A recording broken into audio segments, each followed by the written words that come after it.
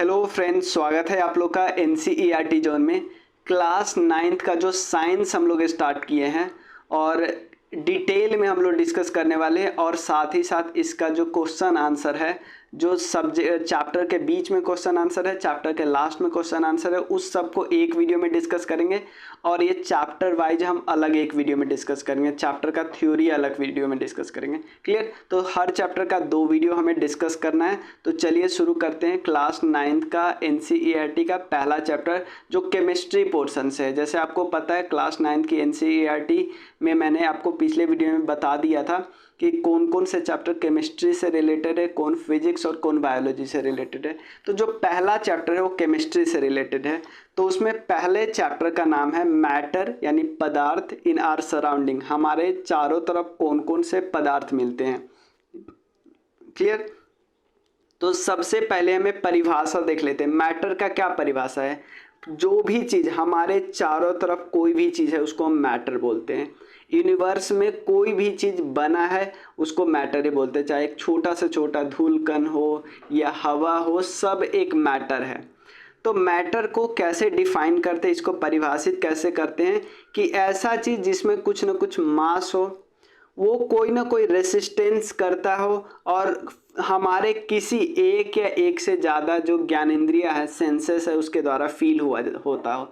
चाहे हमारे नाक को फील होता है या दांत को फील होता है या हमारे शरीर को, स्किन को फील होता है, कुछ भी फील हो रहा है तो पदार्थ है। जैसे एग्जाम्पल ले लेते हैं, हवा है तो हम बोलोगे हवा तो दिखता नहीं है, क्या हवा स्पेस लेता है? हाँ, हवा स्पेस लेता है। हवा तो इवन रेसिस्टेंस भी पैदा करता है। अगर आप चल रहे हो, आपके अपोजिट साइड से हवा आ रही है तो आपको रोकेगा भी तो सही। तो ये सब क्या है? पदार्थ है। एग्जाम्पल क्या है? Water, air, plant, animal, stone, cloud. यानी सबसे पहले पानी, हवा, पेड़ पौधे, जानवर, पत्थर और बादल, ये सब क्या है? ये सब पदार्थ का उदाहरण है। अब चलते हैं, तो यानी पदार्थ का परिभाषा हमने क्या देखा कि उसमें कुछ वजन हो, वो हमें रुकावट पैदा करे, और या वो हमारे किसी सेंसेस में एक या एक से ज़्यादा सेंसेस को फील करवाए। ये सब क्या है? मैटर का परिभाषा है।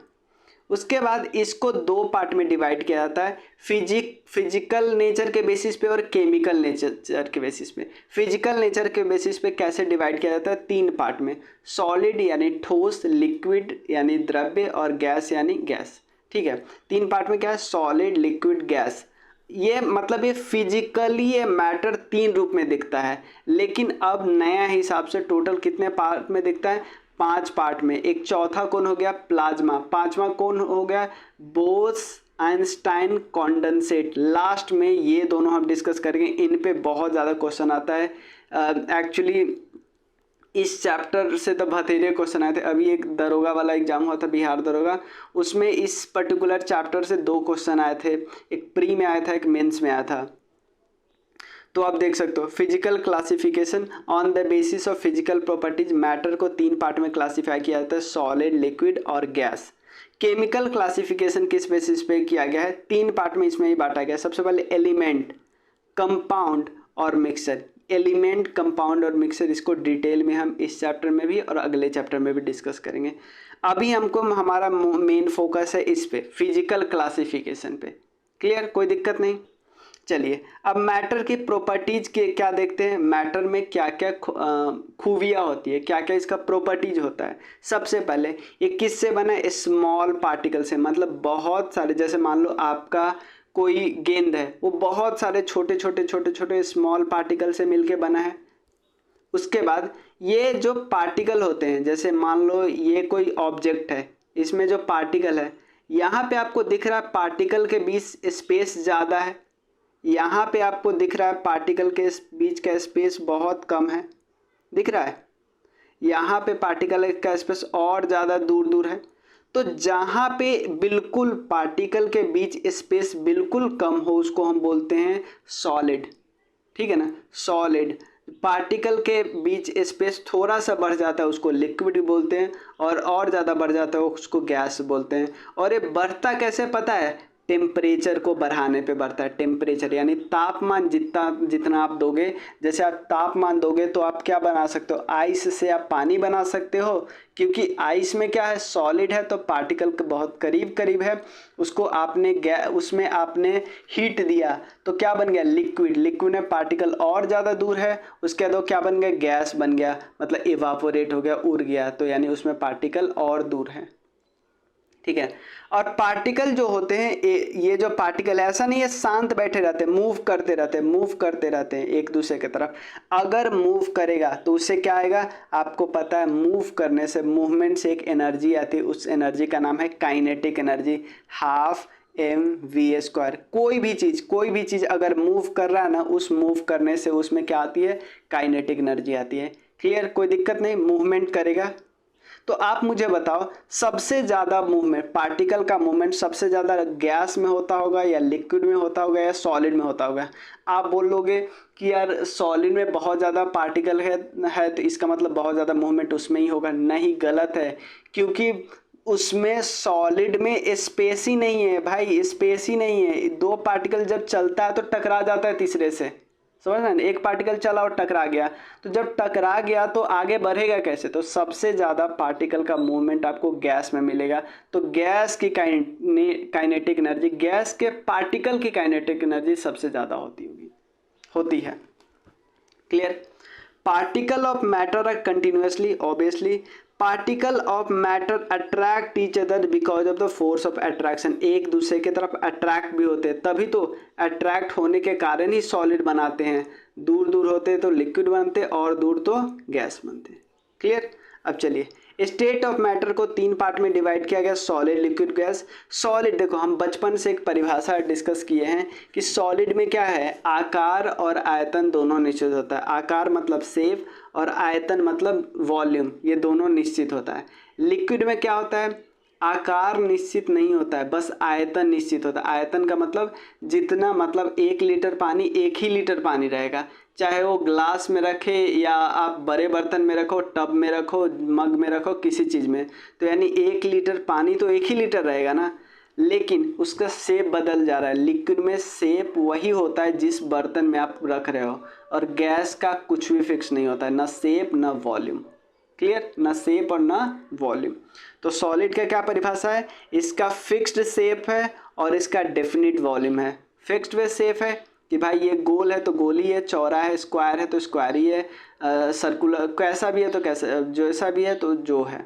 बट वॉल्यूम भी सेम है इसका। वॉल्यूम मतलब 1 kg का 1 ही kg रहेगा ना। अब they have small inter particle distance. मैंने आप लोग को बताया कि इंटर पार्टिकल मतलब 2 पार्टिकल के बीच डिस्टेंस बिल्कुल कम है, और डिस्टेंस कम है, मान लो इन दोनों के बीच बिल्कुल डिस्टेंस कम है, जगह ही नहीं है। क्या आप इसको और हाथ से इधर दबा सकते हो? नहीं दबा सकते। एक लोहे के बॉल को आप दबा सकते हो, क्यों नहीं आप कंप्रेस कर सकते? क्योंकि उसके बीच लोहा जिस पार्टिकल से, छोटे छोटे पार्टिकल से बना है, वो ऑलरेडी इतना करीब है कि आप उसको और कंप्रेस क्या करोगे। जो दूर दूर रहता है, जैसे आपको जो चीज़ दूर दूर है उसको, जैसे गैस है इतने दूर में फैला हुआ है, इतना अलग अलग, तो आप इसको आराम से कंप्रेस कर सकते हो, इधर से कंप्रेस कर सकते हो। तो कंप्रेशन से ही आपने सुना है एलपीजी, सीएनजी, ये सब कंप्रेशन से ही बनता है। मैं आपको आगे बताऊंगा कैसे कैसे और ये किस चीज़ से बनता है। चलिए, रिजिड होता है, सख्त होता है, डेंसिटी ज़्यादा होता है और डिफ्यूज नहीं करता है। डेंसिटी का मतलब क्या होता है, मास वटा वॉल्यूम। वॉल्यूम का मतलब है कितने स्पेस में रखा हुआ है सामान, कितने जगह में, कितना आयतन में सामान रखा हुआ है। अब मास का मतलब है कितना वजन का सामान रखा हुआ है। अब लोहा का देख लो, इतना वजन है, इतना ही दूर में रखा हुआ है, लेकिन इसमें हो सकता है 1 kg 2 kg का लोहा इतने में रखा गया हो, रखा सकता है ना। लेकिन लिक्विड में कितना, इतना जगह है, बट उसमें पानी का वजन कम है, गैस में और कम है। तो यानी सबसे ज़्यादा डेंसिटी सॉलिड की होगी, फिर लिक्विड, फिर गैस की होगी। और सॉलिड डिफ्यूज भी नहीं करता है, डिफ्यूजन का मतलब फैल जाना। जैसे कुछ यहाँ पे रखा है और वो फैल जाना, उसको डिफ्यूजन, क्या डिफ्यूजन हुआ, नहीं हुआ। They have strong intermolecular force of attraction, कि पार्टिकल एक दूसरे को जोर से पकड़ के रखे हैं। पार्टिकल एक दूसरे को जोर से पकड़ के रखें तो आप उसको तोड़ भी तो नहीं सकते ना। Their constituent particle are very closely packed, तभी कंप्रेस नहीं किया जा सकता है। काइनेटिक एनर्जी बहुत कम होता है, क्यों भाई? पार्टिकल तो बहुत है, लेकिन मैंने बताया था ना पार्टिकल के बीच दूरी नहीं है, दूरी नहीं रहेगा तो चलेगा कैसे? चलेगा नहीं तो काइनेटिक एनर्जी होगी कैसे? क्योंकि काइनेटिक एनर्जी का मतलब ही है मूवमेंट होगा तो ही काइनेटिक एनर्जी होगी। एग्जाम्पल है शुगर और सॉल्ट। अगला है लिक्विड।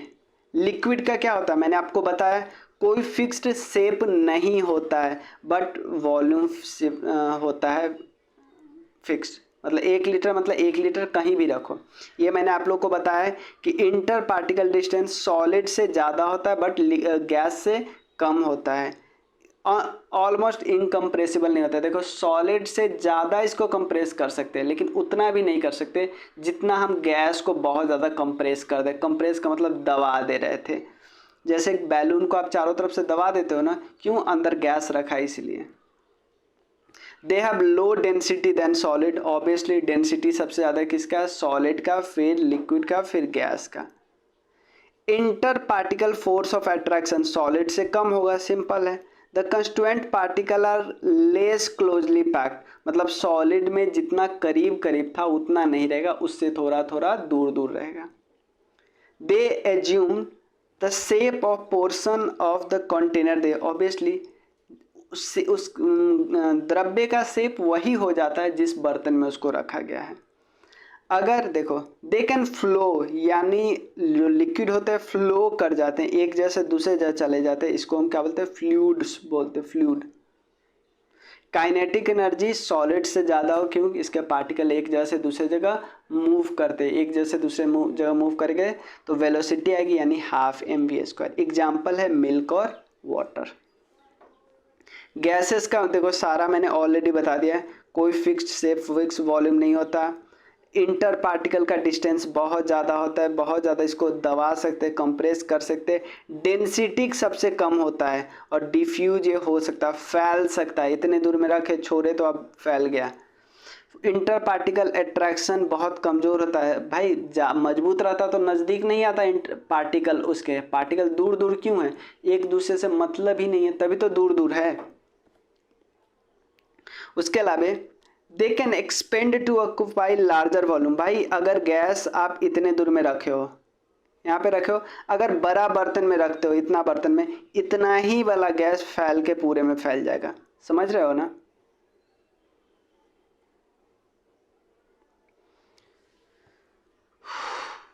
चलो अगला है, इसको वेपर भी बोलते हैं, जैसे लिक्विड को फ्लूइड भी बोलते हैं, इसको वेपर भी बोलते हैं।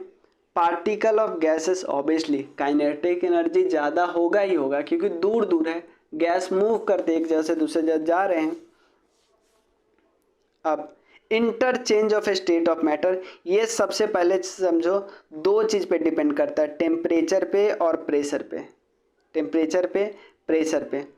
और यहाँ पे पहले कुछ एग्जांपल दिया है कि सॉलिड को, सबसे पहले समझो सॉलिड को लिक्विड में कन्वर्ट होना है, लिक्विड में, तो इसको उस प्रोसेस को बोलते हैं मेल्टिंग। यानी बर्फ़ और पानी में बदल गया ना, उसको बोलते हैं मेल्टिंग। जिस पॉइंट पे बदलना शुरू कर देता है उसको बोलते हैं मेल्टिंग पॉइंट। ठीक है।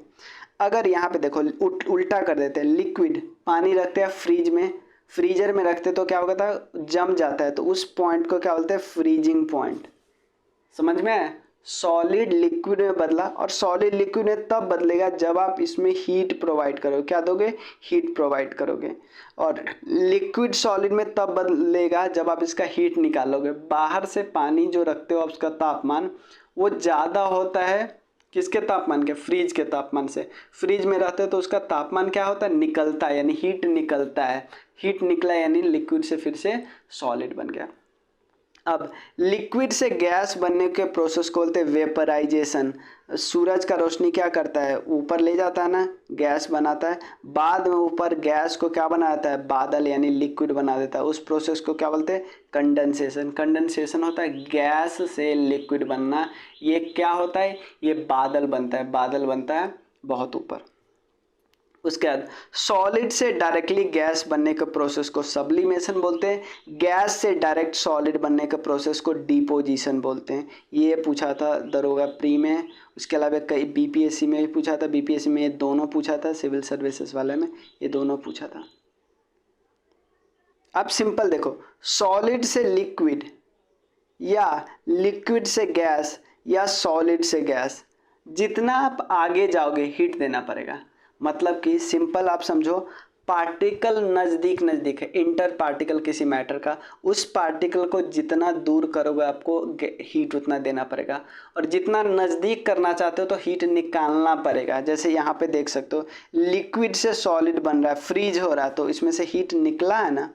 गैस से लिक्विड बन रहा है यानी कंडेंसेशन, हीट निकला है ना। गैस से डायरेक्ट सॉलिड बना है तो इसमें भी हीट निकला है। कंपोजिशन इसको बोलते हैं, डिपोजिशन बोलते हैं। ठीक है,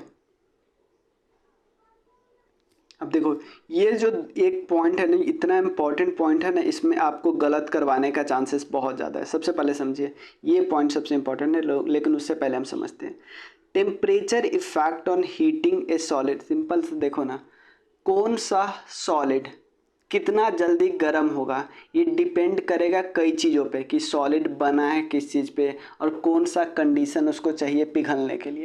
ये नॉर्मल बात है ना भाई, लोहा या मतलब आइस दोनों सेम टेम्परेचर पे थोड़ी पिघलेगा, अलग अलग टेम्परेचर पे पिघलेगा। यही बात यहाँ पे कर रहा है।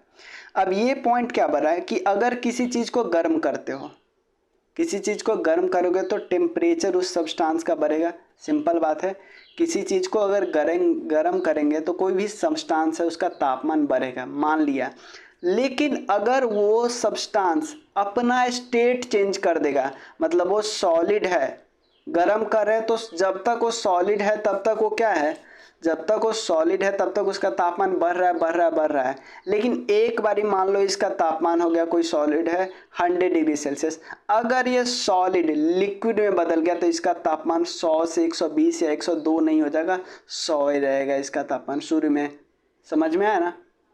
अगर लिक्विड का और ज़्यादा बढ़ाएंगे तो इसमें फिर ये गैस बदल जाएगा, बट जब ये ट्रांसफ़र हो गया, सॉरी कन्वर्ट हो गया, जिस समय कन्वर्ट हो गया उस समय तापमान सेम ही रहेगा।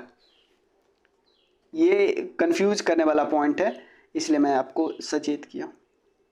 अब समझिए, गर्म करने पे क्या होता है, किसी चीज़ को गर्म करने पे वो पार्टिकल का काइनेटिक एनर्जी इंक्रीज करता है।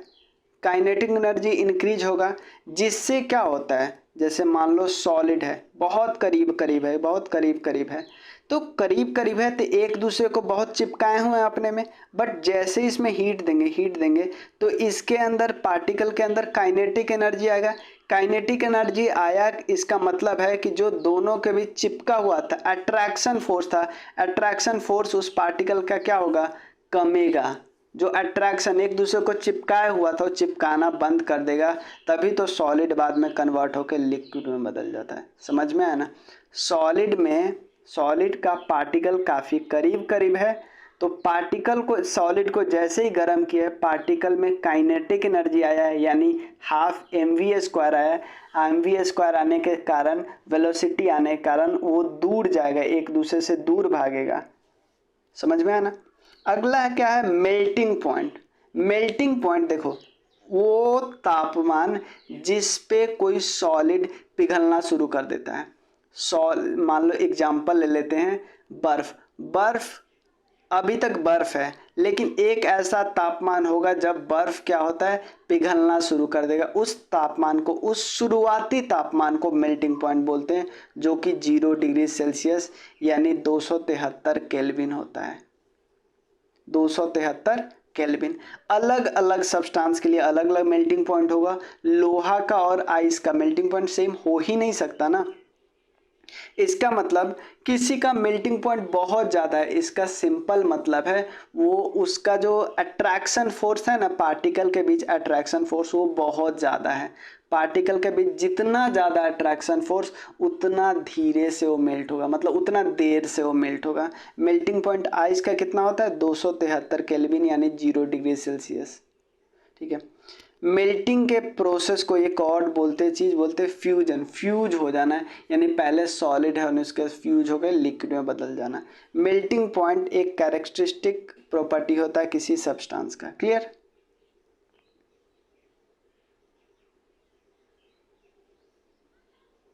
अगला क्या है?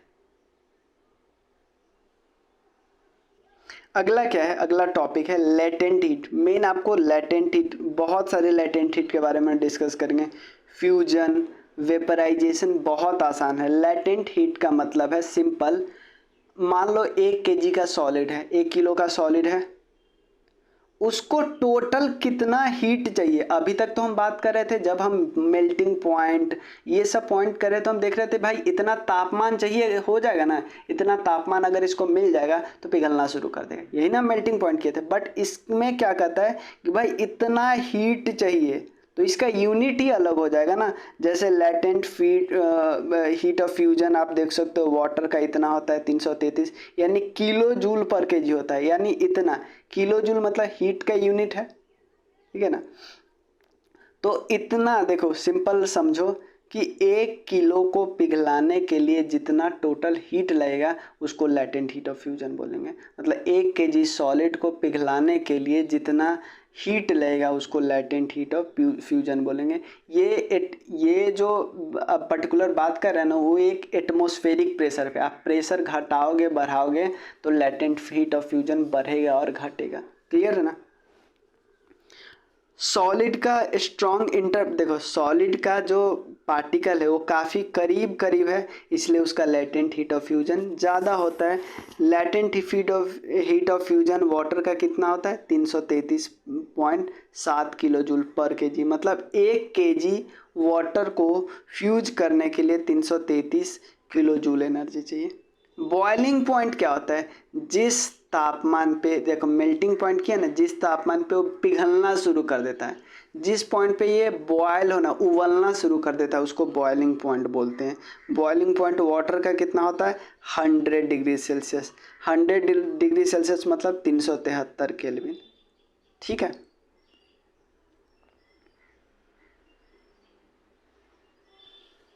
तो यहाँ पे लिखा है लिक्विड हैविंग, जो लिक्विड जिसका, मान लो लिक्विड भी कई प्रकार के हैं। मान लो एक लिक्विड हम लेते हैं पानी और एक लिक्विड हम लेते हैं अल्कोहल। तो अल्कोहल जल्दी उड़ जाएगा भाई, अगर गर्म करोगे ना तो अल्कोहल जल्दी बॉयल होके उड़ जाएगा। मतलब जल्दी मतलब कम तापमान पे। एग्जाम्पल ले लेते, एक हाइपोथेटिकल सिचुएशन ले लेते। वाटर को चाहिए 100 डिग्री सेल्सियस, हो सकता है अल्कोहल को 90 डिग्री सेल्सियस पे उबलना शुरू करे, और जब तक ये 100 हो, पानी उबलना शुरू करे, तब तक तो अल्कोहल पूरा उड़ के ख़त्म ही हो जाए। समझ में आया ना? तो ऐसा लिक्विड जिसके आपस में जो पार्टिकल का अट्रैक्शन था, जैसे पार्टिकल का अट्रैक्शन था ना, पार्टिकल का अट्रैक्शन मान लो और कमज़ोर है, कमज़ोर है तो उसको दूर करना और आसान है ना। जैसे गैस का बिल्कुल दूर है तो उसको दूर करना और आसान है, उसी तरह लिक्विड में भी दो लिक्विड एग्जांपल ले लेते हैं। एक में पार्टिकल है यहाँ यहाँ यहाँ, एक में पार्टिकल है यहाँ यहाँ यहाँ है, तो इसको दूर करना ज़्यादा आसान होगा ना। तो इस पर्टिकुलर, ये मान लो अल्कोहल है, इसका बॉइलिंग पॉइंट कम होगा, इसका बॉइलिंग पॉइंट ज़्यादा होगा। और वोलेटाइल का मतलब जो उड़ जाता है उसको वोलेटाइल कहते हैं। गर्म करने पे जो उड़ जाएगा उसको वोलेटाइल कहेंगे। लेटेंट हीट ऑफ वेपराइजेशन का सिंपल मतलब है कि कितना हीट आपको चाहिए 1 किलो लिक्विड को गैस में बदलने पे। लेटेंट हीट ऑफ फ्यूजन हमने क्या देखा? फ्यूजन को क्या देखा कि 1 किलो सॉलिड को कितना हीट चाहिए लिक्विड बनाने के लिए। अब फिर लिक्विड बन गया, उसको अब कितना हीट चाहिए किसी क्या बनाने में? गैस बनाने के लिए। सिंपल। यहाँ पे देखो क्या है, latent heat of vaporisation water का कितना होता है? 2259 किलो जूल पर केजी। यानी आपने यूपीएससी का पिछले बार का 2023 का ये क्वेश्चन यही था ना कि सॉलिड जल्दी गर्म हो जाता है, जल्दी गर्म होकर पिघलने लगता है, लिक्विड देर से गर्म होता है। तो एक जैसे हम लोग का ये चीज़, ये कॉन्सेप्ट आपने ज़रूर पढ़ा होगा ज्योग्राफी में, लैंड ब्रिज और सी ब्रिज। इसी कॉन्सेप्ट पे ना लैंड ब्रिज और सी ब्रिज, क्योंकि लैंड जल्दी से गर्म हो जाता है, जो सतह होता है जल्दी से गर्म होता है, जल्दी से ठंडा हो जाता है। बट लिक्विड क्या होता है, धीरे धीरे गर्म होता है और धीरे धीरे ही ठंडा होता है। समझ में आया?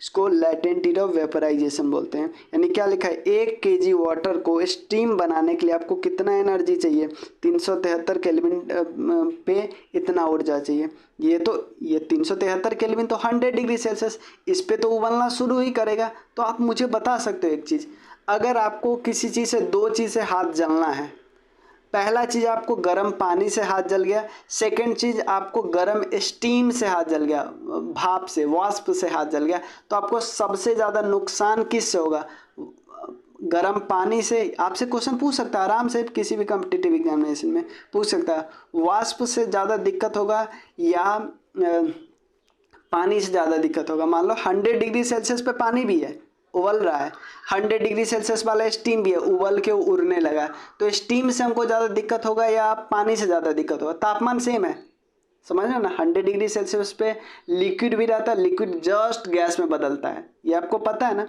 तो दिक्कत सबसे ज़्यादा किससे होगा, स्टीम से। क्यों? क्योंकि स्टीम में इतना ज़्यादा ऊर्जा आ गया, समझ में आया ना, स्टीम के पास इतना ज़्यादा ऊर्जा आ गया, तो स्टीम से हमको ज़्यादा दिक्कत होगा, ज़्यादा उसके पास हीट आ गया ना, तो ज़्यादा हीट वाला ज़्यादा हमारे हाथ को नुकसान करेगा ना। समझ में आया ना।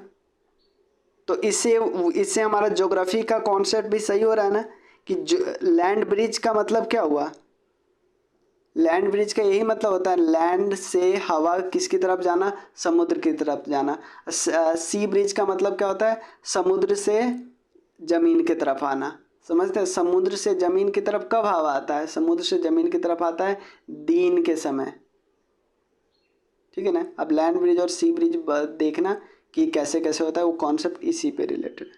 कंडेंसेशन क्या होता है, कंडेंसेशन होता है कि गैस अगर लिक्विड में बदला तो उसको कंडेंसेशन बोलते हैं, और उसका रिवर्स वेपराइजेशन होता है, फ्रीजिंग मैंने आप लोग को बता ही दिया।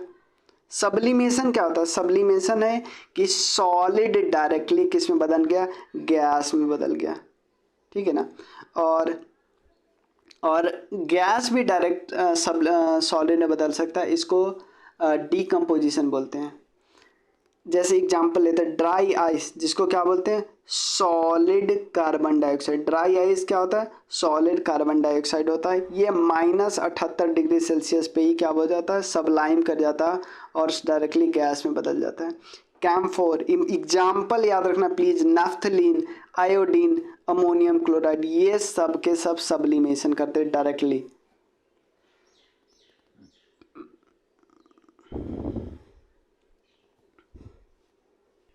सबसे पहले प्रेशर का क्या प्रभाव पड़ता है, प्रेशर से क्या प्रभाव पड़ता है। मान लो कोई गैसियस स्टेट में है, ठीक है, तो जो पार्टिकल के बीच स्पेस है वो काफ़ी दूर दूर है, इतना क्लियर समझे। तो पार्टिकल के बीच स्पेस दूर दूर है, तो पार्टिकल के बीच जो अट्रैक्शन है, पार्टिकल के बीच जो अट्रैक्शन है वो क्या होगा, कम होगा या ज़्यादा होगा, कम होगा। समझ में आया ना, पार्टिकल के बीच जो अट्रैक्शन फोर्स वो बिल्कुल नेग्लिजिबल होगा। क्लियर। तो अब पार्टिकल के बीच अट्रैक्शन है और पार्टिकल दूर दूर भी है, तो पार्टिकल को हम क्या कर सकते हैं, गैस को इकट्ठा कर सकते हैं, इधर हाथ से इधर से हाथ में मिल के एक जगह इकट्ठा कर सकते हैं, यानी क्या कर सकते हैं, कंप्रेस कर सकते हैं, कंप्रेस कर सकते हैं। और कंप्रेस अगर करेंगे तो ये क्या होगा, इसका पार्टिकल और करीब आएगा, और करीब आएगा, और पार्टिकल के बीच जो अट्रैक्शन फोर्स और ज़्यादा लगेगा, ठीक है ना। तो अगर बहुत ज़्यादा प्रेशर देंगे हम तो गैस लिक्विड में बदल जाएगा, समझे। बहुत ज़्यादा प्रेशर देने पे गैस किस में बदल जाएगा, लिक्विड में बदल जाएगा। एग्जाम्पल है कॉम्प्रेस्ड नेचुरल गैस और लिक्विफाइड पेट्रोलियम गैस। जब हम देखो कॉम्प्रेस्ड नेचुरल गैस कहाँ यूज करते हैं, घर में, गैस सिलेंडर में, और सॉरी ये गाड़ी में, और घर में क्या यूज करते हैं, एलपीजी, लिक्विफाइड पेट्रोलियम गैस। देखो जब भी पेट्रोलियम गैस की बात करें ना तो उसमें ज़्यादा होता है ब्यूटेन और प्रोपेन। क्या होता है, C4H8 और C4H10 और C3H8, ये दोनों क्या है, ये है प्रोपेन और ये है प्रोपेन, ये है ब्यूटेन। ब्यूटेन 4 कार्बन वाला होता है, प्रोपेन 3 कार्बन वाला होता है। तो ये दोनों क्या है, किस में मिलेंगे, पेट्रोलियम गैस बोलेंगे। बट नेचुरल गैस जहाँ भी है ना, चाहे कंप्रेस हो कि ऐसा भी किया हो, कुछ भी नेचुरल बात ही है, तो उसमें सबसे ज़्यादा कौन होगा? CH4 यानी मीथेन। क्लियर? नेचुरल यानी कंप्रेस्ड नेचुरल गैस में कौन है? CH4 है। तो CNG कहाँ पे यूज होता है? गाड़ियों में यूज होता है। गाड़ियों में कौन यूज होता है? मीथेन यूज होता है। समझ में आया? और एलपीजी किस चीज़ से बना है? ब्यूटेन और प्रोपेन। ये दोनों ज़्यादा मात्रा में होता है। इवन मीथेन भी उसमें होता है कम मात्रा में, ज़्यादा मात्रा का हम बात करते हैं। नेचुरल गैस में मीथेन ज़्यादा है, बाकी थोड़ा थोड़ा माइन्यूट है। आप मुझे एक क्वेश्चन बताओ, गैस में जो स्मेल आता है क्या वो मीथेन के कारण नहीं आता? जो आपके घर का गैस खुला रह जाता है तो स्मेल एक आने लगता है ना, क्या वो मीथेन के कारण आता है, या कोई अलग से गैस सिर्फ स्मेल के लिए डाला जाता है कि इसमें दुर्गंध आने लगे, जिससे हमें पता चल जाए कि गैस खुला हुआ है या बंद है? ये तो आप बता सकते हो।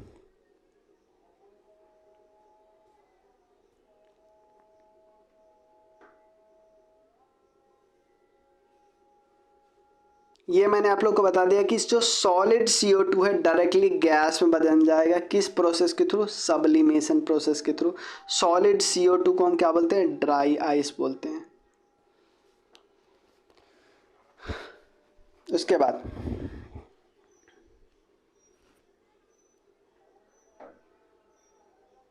देखो, अगर हम गैस बहुत दूर में है, ठीक है ना, गैस बहुत दूर में फैला है, यानी वो अपना वॉल्यूम यानी आयतन बहुत ज़्यादा है, उसको कम दूर में करेंगे या लिक्विड में कन्वर्ट करेंगे तो क्या होगा? कम दूर में आ जाएगा। यानी जो वॉल्यूम यानी आयतन में बदलाव हो बहुत ज़्यादा हुआ। पहले गैस इतने दूर में था, लिक्विड इतना दूर में आ गया, बट यहाँ जो बदलाव आया है ये पूरे वॉल्यूम का बदलाव आया वो ज़्यादा है, बट सॉलिड में करेंगे तो इतना बड़ा होगा। यानी इन दोनों के बदलाव बहुत कम हुआ। यानी अगर आप गैस से लिक्विड में बदलते हो तो आयतन में बहुत ज़्यादा बदलाव होगा, बट लिक्विड से सॉलिड में बदलते हो तो आयतन में बदलाव बहुत कम होगा। अगला टॉपिक है एटमॉस्फेरिक प्रेशर के बारे में। एटमॉस्फेरिक प्रेशर क्या है? The pressure exerted by the atmosphere और एयर इज कॉल्ड एटमॉस्फेरिक। मतलब कि हम यहाँ पे खड़े हैं तो हमें जो चारों तरफ से एयर प्रेशर लग रहा है एटमॉस्फेयर के द्वारा, उसी को तो एटमॉस्फेरिक प्रेशर बोलेंगे। और एटमॉस्फेरिक प्रेशर जितना हाइट पे जाएंगे प्रेशर क्या हो जाएगा? कमता जाएगा। कैसे भाई प्रेशर कम है? क्योंकि चारों तरफ जो हवा का मात्रा है वही कम रहा है। क्योंकि हमने सीखा है कि जितना ऊपर जाते हवा का मात्रा कम होता जाता है, जितना कम होगा तो प्रेशर कम लगेगा ना। और एक और चीज़ बात करेंगे कि जितना ऊपर हम जाएंगे प्रेशर भी कम होगा, टेम्परेचर भी कम होता जाएगा। और टेम्परेचर कम होगा तो यानी बॉइलिंग पॉइंट भी कम होगा। प्रेशर कम होगा, इसके कारण बॉइलिंग पॉइंट भी कम होगा। इसलिए जितना ऊपर जाओगे खाना पकाना मुश्किल होगा। यानी जो लोग पहाड़ पे रहते हैं उनको खाना पकाने में मुश्किल का सामना करना पड़ता है, क्योंकि प्रेशर कम तो बॉइलिंग पॉइंट कम। बॉइलिंग पॉइंट कम का मतलब क्या होता है? देखो, जब अगर मान लो एग्जांपल है, पानी हमारे यहाँ 100 डिग्री सेल्सियस पे उबल जाता है। एग्जांपल एक हाइपोथेटिकल सिचुएशन लेते हैं, पहाड़ पे वो पानी 90 पे उबल जाता है, एग्जांपल ले लिए। तो अगर हम यहाँ पे अपने यहाँ चावल बनाते तो आराम से बन जाता है, क्योंकि चावल को पता है कि अगर पानी जैसे ही 100 डिग्री सेल्सियस पे उबलने लगे तो हमको चावल को क्या होना है? पिघल जाना और बन जाना है। लेकिन जैसे ही पहाड़ पे जाते हैं पानी तो उबल जाता है 90 पे ही, लेकिन क्या चावल को 90 का आइडिया है? चावल को ये आइडिया ही नहीं। चावल को किस तापमान का आइडिया है कि 100 पे अगर पानी आएगा तो हम क्या करेंगे? हम बनना शुरू करेंगे। लेकिन वहाँ पे 90 पे पानी आता है, बनता है, उड़ जाता है। तो वहाँ पे खाना बनाना इसलिए पहाड़ी एरिया पे मुश्किल होता है। एटमॉस्फेरिक ATM यूनिट होता है प्रेशर का। एक और यूनिट प्रेशर का क्या है? पास्कल है। ये याद रखिएगा। 1 एटमॉस्फेरिक प्रेशर बराबर होता है 1.01 इंटू 10⁵ पास्कल। और 1 बार बराबर क्या होता है? 1 इंटू 10⁵ पास्कल, ठीक है ना। और इसीलिए 1 बार बराबर होता है 1.01 एटमॉस्फेरिक प्रेशर। ये आप बस याद रख लेना। अगला है इवापोरेशन। क्या होता है? ये हम लोगों ने बहुत बार डिस्कस किया होगा। इवापोरेशन एक ऐसा फेनोमेना जिसमें लिक्विड गैस में बदल जाता है। लिक्विड किस में बदल जाता है? गैस में बदल जाता है। उसको हम बोलते हैं इवापोरेशन। सिंपल एग्जांपल लेते हैं, पानी है तो पानी का नदी है, पोखर है, जो भी मान लो, तो इसका जो टॉप लेयर है, क्या मान लो अगर गर्मी पड़ेगा, सूरज का रोशनी पड़ा तो एक बारी में ये पूरा पानी गर्म हो गया? नहीं, शुरुआत में पानी का सिर्फ टॉप लेयर गर्म हुआ। टॉप लेयर गर्म हुआ तो इसमें क्या हुआ, कोई चीज़ गर्म होता है तो उसके अंदर क्या हो जाता है, काइनेटिक एनर्जी आ गया, यानी इसमें वेलोसिटी आने की ताकत हो गई। तो वेलोसिटी इतना ज़्यादा आ गया कि ये जो इस पानी के ड्रॉप को उसका बगल वाला, पानी के ड्रॉप को उसके बगल वाला जकड़ के अट्रैक्शन के तरह रखा हुआ था, क्या उसको छोड़ देगा? छोड़ देगा, क्योंकि उसका जितना वो अट्रैक्शन लगा रहा था उससे ज़्यादा उसके टॉप वाले पार्टिकल के पास ऊर्जा आ गया। तो टॉप वाला पार्टिकल क्या हो जाएगा, उड़ जाएगा, यानी उससे निकल जाएगा। कैसे निकलेगा? दो चीज़ को अवहेलना करके, एक तो अट्रैक्शन को अवहेलना करके, दूसरा ग्रेविटेशन को भी अवहेलना करके। क्योंकि इवापोरेशन में जो पानी उड़ता है गैस के फॉर्म में, वेपर के फॉर्म में, वो नीचे नहीं आता, वो ऊपर जाता है, और तभी ना बाद में जाके बादल बनता है, फिर कंडेंसेशन होता है, फिर कंडेंसेशन होकर लिक्विड में बदलता है, फिर बारिश होता है। ठीक है, अब कौन कौन चीज़ इवापोरेशन को अफेक्ट करता है? सबसे पहला सरफेस एरिया। आप सिंपल देखो ना, जितना बड़ा सरफेस एरिया उतना ज़्यादा इवापोरेशन। इसीलिए जो डेजर्ट वाला एरिया होता है, डेजर्ट वाला एरिया होता है, उसमें वहाँ पे पत्ता क्या होता है, अगर डेजर्ट वाले, हमारे यहाँ केला का पत्ता होता है, डेजर्ट वाले एरिया में केला का पत्ता हो तो केले का पत्ता का सरफेस एरिया बहुत ज़्यादा, तो सारा पानी चूस लेगा पेड़ का, क्योंकि पत्ता में से चूसेगा तो पत्ता को फिर से पेड़ अपने में से फिर पत्ता को पानी देगा, फिर पत्ता में से चूस लेगा सूरज का रोशनी, तो यानी वो पेड़ ही सूख जाएगा ना। इसीलिए जो डेजर्ट में होता है पत्ता, डेजर्ट के लीव्स का पत्ता स्पाइन में कन्वर्ट हो जाता है, या तो नुकीला में कन्वर्ट हो जाता है, या तो पत्ता ही गिर जाता है। पत्ता इसलिए गिरता है ताकि कम से कम पेड़ के अंदर जो उसके तना वगैरह में जो पानी है वो तो बचा रह जाए ना। तो जितना ज़्यादा सरफेस एरिया उतना ज़्यादा पानी उड़ेगा। अगला, अब एक और चीज़, ये इसका उदाहरण है कि कपड़ा अगर आपको सुखाना है ना, बोला जाता है ना फैला के रखो, जितना ज़्यादा फैला के रखोगे उतना ज़्यादा सूरज की रोशनी, उतना ज़्यादा सरफेस एरिया दिखेगा, उतना जल्दी सूख जाएगा। टेम्परेचर बढ़ने पे ऑब्वियसली जितना ज़्यादा टेम्परेचर होगा इवापोरेशन उतना ज़्यादा होगा। Decrease in humidity. ह्यूमिडिटी क्या होता है? एटमॉस्फेयर में जो वाटर का प्रेजेंस है, एटमॉस्फेयर में प्रेजेंस ऑफ वाटर, एटमॉस्फेयर में जितना वाटर का प्रेजेंस है उसके पास, देखो अगर मान लो एटमॉस्फेयर के एयर में, एटमॉस्फेयर का मान लो एयर सूखा हुआ है तो वो नदी में से पानी उठा लेगा ना। लेकिन एटमॉस्फेयर का जो, मान लो एग्जांपल ले लेते हैं, एटमॉस्फेयर का जो एयर है वो सूखा नहीं है, वो पहले से भीगा पड़ा है, तो क्या उसका ताकत है कि वो नदी में से ही पानी उठा ले? नहीं, कि उसके पास ऑलरेडी पानी है ना, वो भार के से मार से गिर ना जाएगा, तो उसके पास ऑलरेडी पानी है तो उठाएगा नहीं तो क्या होगा? तो जहाँ पे ज़्यादा ह्यूमिडिटी वहाँ पे इवापोरेशन कम होगा। तो यानी इवापोरेशन कहाँ ज़्यादा होगा? जहाँ पे ह्यूमिडिटी कम होगी। विंड का स्पीड, जितना ज़्यादा विंड का स्पीड, विंड क्या करेगा? पानी को सुखा लेगा, ले लेगा अपने पास। नेचर ऑफ लिक्विड, ये भी डिपेंड करता है। जैसे एग्जांपल लेते हैं एसीटोन जल्दी इवापोरेट करता है वाटर के रेस्पेक्ट में। जो चीज़ जल्दी इवापोरेट करेगा कम तापमान पे इवापोरेट कर जाएगा। एक बहुत अच्छा कॉन्सेप्ट है, यहाँ पे ध्यान सकते हैं। इवापोरेशन से, इवापोरेशन मतलब पानी उड़ा, तो जो बचा हुआ पानी है ना, जो बचा, क्योंकि ऐसा तो नहीं पूरा का पूरा नदी सूखा गया, तो जो बचा हुआ पानी है उसके पास काइनेटिक एनर्जी क्या हो जाएगा? कम जाएगा, उसका काइनेटिक एनर्जी डिक्रीज होएगा, मतलब एवरेज काइनेटिक एनर्जी डिक्रीज हो जाएगा, जिसके कारण उसका तापमान गिर जाएगा। तो वहाँ पे क्या होगा? ठंडी आपको आएगा, वहाँ पे कूलिंग आएगा। जैसे एग्जाम्पल एक लिया जाता है एसीटोन का है। एसीटोन क्या है? बहुत अच्छा क्वेश्चन है, ये नेल पॉलिश रिमूवर है। ठीक है ना। अगर मान लो कुछ एसीटोन अपने हाथ पे डाल दे, तो ये क्वेश्चन पूछ सकता है बीपीएससी या किसी भी पीसीएस में कि अगर, या किसी भी और एग्जाम कम्पिटिटिव एग्जामिनेशन में, कि अगर आप एसीटोन को अपने हाथ पे डाल लेते हो तो क्या होता है, एसीटोन का जो पार्टिकल है एनर्जी गेन करता है और एवापोरेट हो जाता है। एवापोरेट जैसे ही होता है तो हमारे हाथ पे एक ठंडक फील होती है, एक फीलिंग कूल होती है हमारे हाथ पे। ठीक है, अगला टॉपिक क्या है, ये भी एक क्वेश्चन ही है कि कॉटन का कपड़ा हमको गर्मी में क्यों पहनना चाहिए और क्यों हम पहनते हैं। ठीक है ना। तो गर्मी के समय में हमें पसीना ज़्यादा निकलता है, क्योंकि हमारे बॉडी का मैकेनिज्म ही ऐसा है कि पसीना इसलिए निकलता है ताकि हमारे बॉडी को ठंडक रखा जा सके। तो इवापोरेशन के समय क्या होता है, ये मैंने आप लोग को बताया कि लिक्विड क्या करता है, लिक्विड एनर्जी गेन करता है सराउंडिंग से, चारों तरफ से लिक्विड क्या करे, हमारे शरीर का लिक्विड, हमारे शरीर पे का लिक्विड एनर्जी गेन करेगा, सराउंडिंग से एनर्जी गेन करेगा, और फिर हमारे शरीर पे जो पसीना है वो किस में बदल जाएगा, वेपर में बदल जाएगा। ठीक है ना।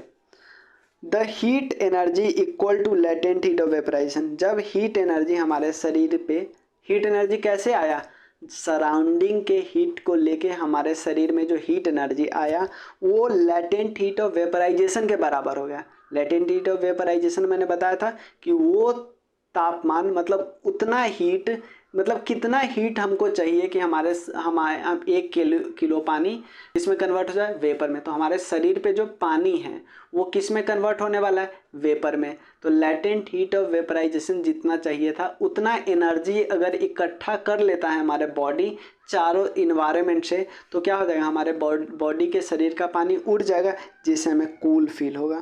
इसलिए तो अब बोले कि तो हम नंगे तो रह नहीं सकते, तो कॉटन का क्लोथ पहनते हैं ताकि कॉटन का क्लोथ क्या करे, शरीर से पानी को एब्जॉर्ब करके अपने कपड़ा पे कर ले, और कपड़ा किससे सामने आ जाएगा, सन के, यानी इन्वायरमेंट के सामने आ जाएगा कपड़ा।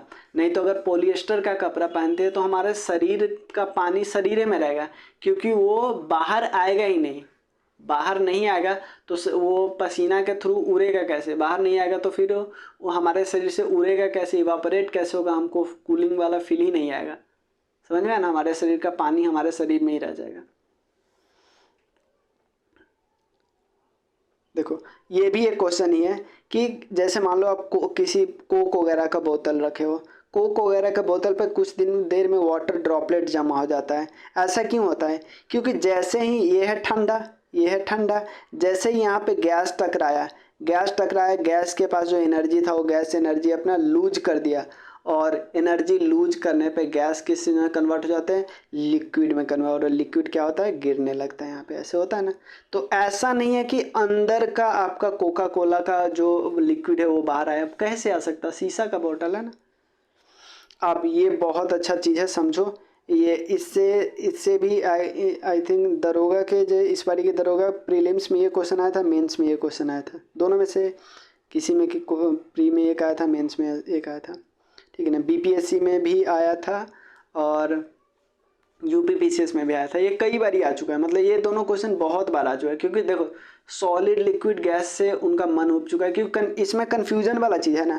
जैसे यहाँ पे बोस आइंस्टाइन कॉन्डेंसेट, इसमें कन्फ्यूजन हो जाए कि ये कूलिंग पे बात करता है, लो टेम्परेचर वगैरह पे बात करता है, बट प्लाज्मा, देखो प्लाज्मा क्या होता है, super energetic and super excited particle होता है। ये पार्टिकल किस फॉर्म में होता है, आयंस के फॉर्म में होता है, आयोनाइज्ड गैस के फॉर्म में होता है। इसका यूज कहाँ होता है, फ्लोरोसेंट ट्यूब और नियॉन साइन बल्ब में यूज होता है। इसके पास प्लाज्मा गैस होता है और इसका अपना अलग अलग कलर होता है। जैसे आपने देखा होगा कि दुकान में जो नहीं लगा होता है गेट पे, या दुकान का जो नाम लिखा होता है, जो गैस, जो लाइट जल रहा होता है वो नियन बल्ब के कारण होता है। तो इसका अलग अलग कलर होता है, डिपेंड होता है कि गैस का नेचर कैसा है। तो ये याद रखिए, plasma super energetic and super excited है। बोस आइंस्टाइन कंडेंसेट, पहले इसका नाम ही समझ लो, इसका नाम बोस आइंस्टाइन कंडेंसेट के ऊपर है। देखो सबसे पहले भारतीय सत्येंद्र नाथ बोस जी ने 1920 में इसके बारे में कुछ कैलकुलेशन किया, फिर आइंस्टाइन ने प्रेडिक्ट किया कि ऐसा कोई मैटर हो सकता है। फिर 3 लोग थे, कॉर्नेल, वोल्फगैंग वाइमन, इनको नोबेल प्राइज मिला क्योंकि इन्होंने बीईसी बोस आइंस्टाइन कंडेंसेट को बता दिया क्या है, सब कुछ उन्होंने बता दिया 2001 में। 2001 में इनको नोबेल प्राइज मिला, तो इसलिए इन दोनों के नाम पे पड़ा है बोस आइंस्टाइन कंडेंसेट, ठीक है ना।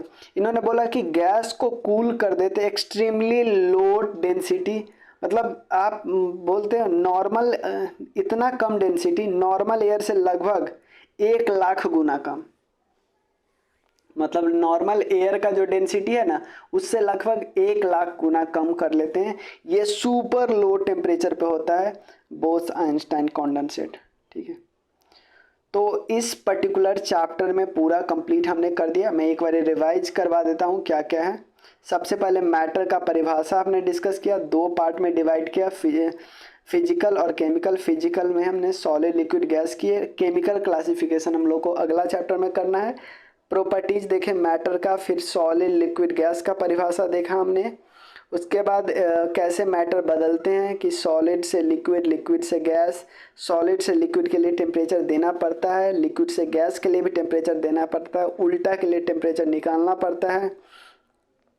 हीटिंग, मेल्टिंग पॉइंट समझा, latent heat of fusion, latent heat of vaporisation समझा, कंडेंसेशन, फ्रीजिंग, प्रेशर का क्या इम्पैक्ट पड़ा ठीक से हमने समझा। इस पे ये यूपी पीसीएस वगैरह में, बीपीएससी में कई बार आ चुका है कि सीएनजी एलपीजी किस चीज़ से बनता है। और एक और चीज़ मैंने आपसे पूछा है क्या क्वेश्चन कि जो हम लोग घर पे यूज करते हैं एलपीजी, उसमें सुगंध दुर्गंध जो आता है वो किसके कारण आता है, क्या ब्यूटेन प्रोपेन वगैरह या मीथेन के कारण आता है, या कोई स्पेशल गैस है जिसका काम ही था सिर्फ दुर्गंध फैलाना, ठीक है।